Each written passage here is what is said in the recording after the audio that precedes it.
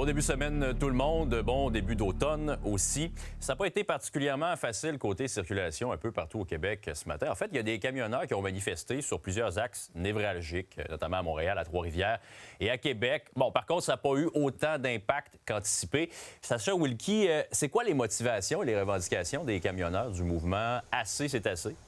Donc, Jean-Simon, il y a plusieurs motivations. Ce qu'il faut savoir, c'est que les camionneurs qui ont participé au mouvement demandent le retour des contrôleurs routiers, en plus d'une plus grande supervision des chauffeurs à rabais, communément appelés les chauffeurs Inc., en plus d'une sécurité un peu plus accrue sur les routes et autoroutes pour la sécurité des camionneurs et des automobilistes, en plus d'une pression sur le gouvernement pour prendre action, parce que plusieurs des camionneurs qui ont participé au mouvement croient que les gouvernements provinciaux et fédéraux ne participent pas assez, ne s'impose pas pour implémenter des règlements. Et j'ai justement parlé avec Benoît Thérien ce matin, qui est lui-même un ex-camionneur et président de Truck Stop Québec, qui est un Truck Stop Québec, dis-je bien, qui est un ex-camionneur et qui rappelle les origines du mouvement. On peut l'écouter à l'instant.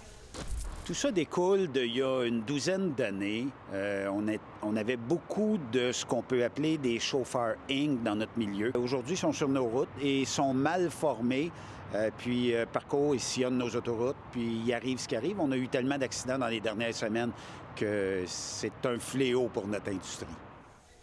Ça a eu quoi comme impact à l'heure de pointe?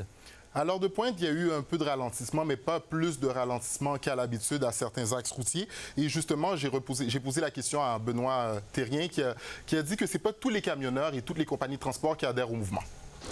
On va bloquer d'honnêtes travailleurs ou des gens qui ont des rendez-vous ce matin. Il y a beaucoup de compagnies de transport qui n'étaient pas pour ça, des associations qui n'étaient pas pour ça, puis même nous autres, on n'était pas pour ça. On est pour que l'industrie change. La façon d'y arriver, on n'était pas certain.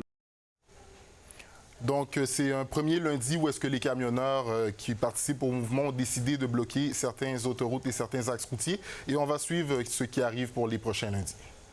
Merci, Sacha.